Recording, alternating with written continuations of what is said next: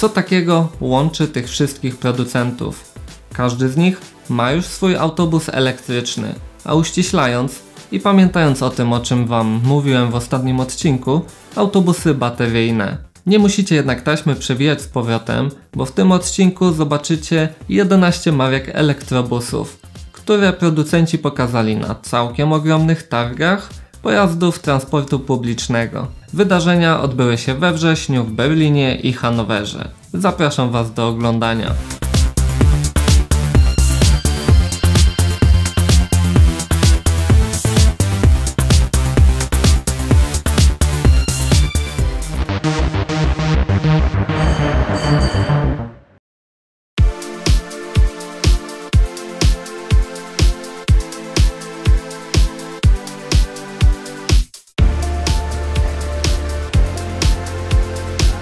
Możliwość zastosowania baterii w pojazdach stała się okazją do zaistnienia na rynku zupełnie nowych graczy.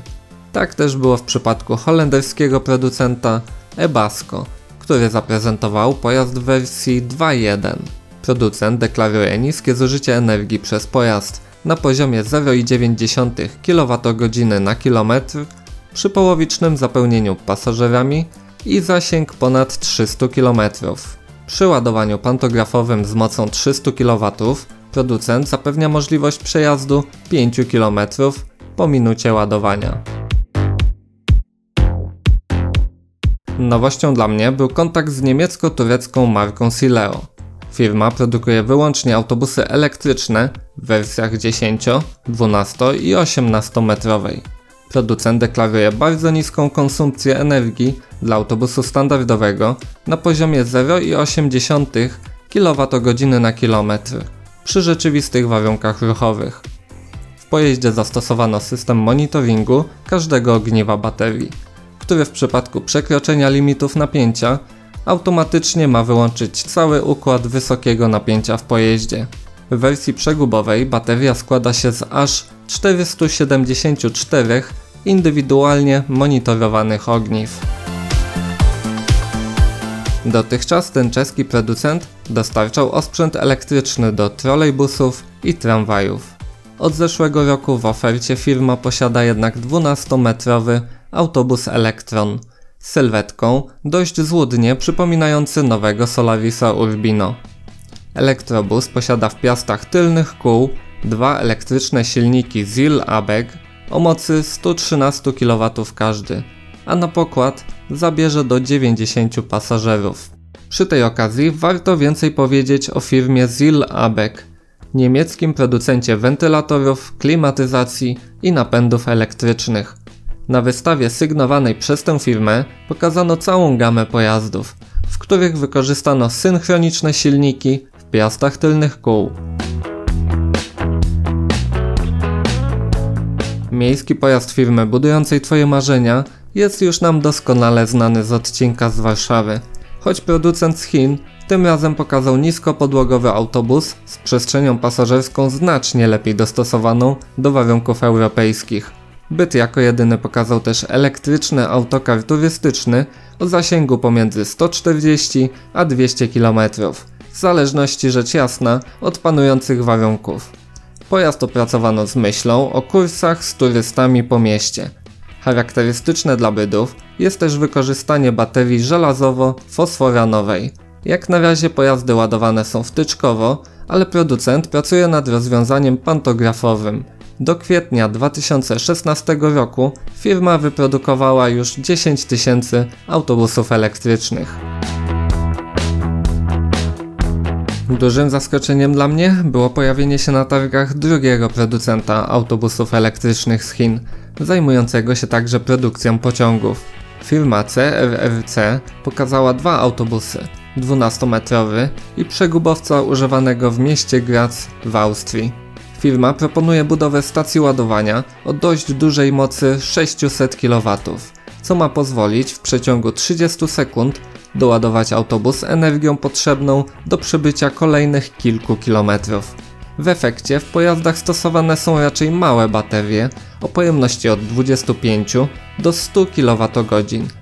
folderze reklamowym firma prezentuje możliwość budowy nawet 38-metrowego elektrycznego trójprzegubowca zasilanego na bazie ogniw paliwowych.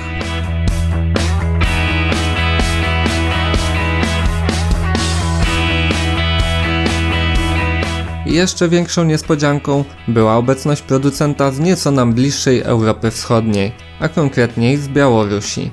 Bieł Komunmasz pokazał przegubowy autobus elektryczny Vivoft Max Elektro, zbudowany na bazie trolejbusa.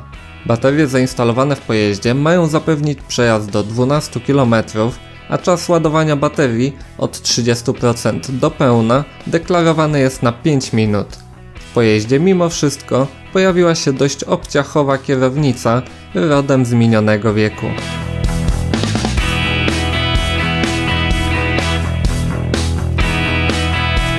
Holenderski producent proponuje zatrudnić nam swojego e-pracownika. Pojazd oferowany jest w wersji o wyglądzie futurystycznym lub standardowym, znanym nam już z modelu Citea. Na targach w Berlinie pojawił się ten drugi w wersji 12-metrowej, ale w swojej ofercie producent proponuje aż 6 modeli elektrobusów o długości od prawie 10 metrów do 18 metrów i 75 cm.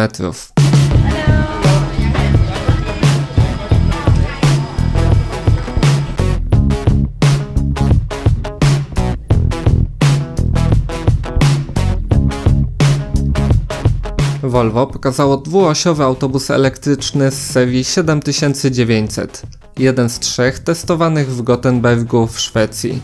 Pojazd na baterii ma być w stanie przejechać dystans 10 km, a ładowanie ma trwać kilka minut poprzez ładowarkę z opuszczanym, ruchomym ramieniem stacji umieszczanej na pętli. Ramię przystawiane jest od góry do szyn odbiorczych znajdujących się na dachu autobusu. Dla czeskiego producenta prezentacja kolejnego elektryka oznaczała też zmianę designu pojazdu. Przedstawiono tu wygląd odbiegający zupełnie od dotychczasowych produktów Sora. Autobus na dachu ma baterie litowo-jonowe niemieckiej firmy Warta o energii 225 kWh, a jednostkę napędową tworzy silnik asynchroniczny Rail Electronics CZ o mocy 160 kW. Uwagę wewnątrz pojazdu zwraca dość wąski stopień pośredni w tylnej części pojazdu.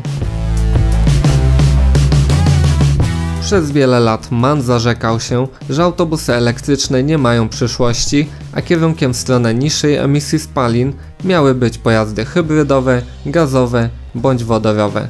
Na targach w Hanowerze producent zaskoczył jednak prezentacją przegubowego prototypu autobusu elektrycznego. 5-drzwiowy Lions City GL ma posłużyć producentowi do przeprowadzenia testów działania dostępnych metod zasilania elektrycznie pojazdów.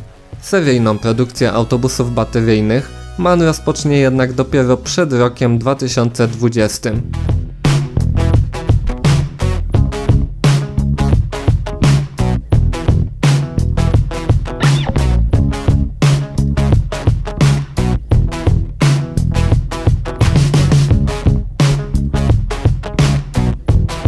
Na koniec pozostał nam polski Solaris, który na jednych targach pokazał autobus elektryczny z Hamburga, a na drugich pojazd, którym zdobył statuetkę Bus of the Year 2017.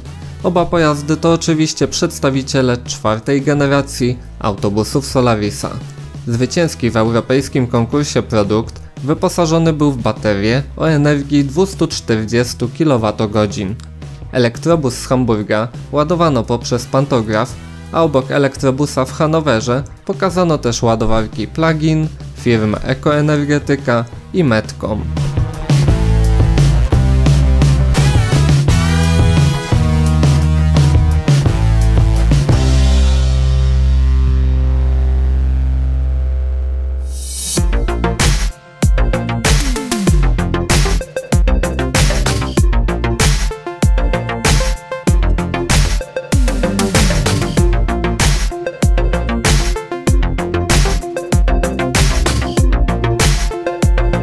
Na podstawie tego, co zobaczyliśmy, można powiedzieć, że elektryczna rewolucja dzieje się wprost na naszych oczach. To już nie jest jakaś fantazja przyszłości. Każdy szanujący się producent autobusów chce mieć w ofercie pojazdy elektryczne.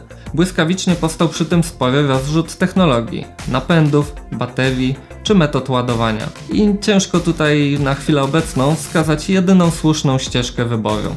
Z tym wyborem będą zmagać się jednak przewoźnicy, którzy będą szukać optymalnej formy obsługi autobusami bateryjnymi swoich pasażerów. Tymczasem dzięki wielkie za uwagę i do zobaczenia następnym razem.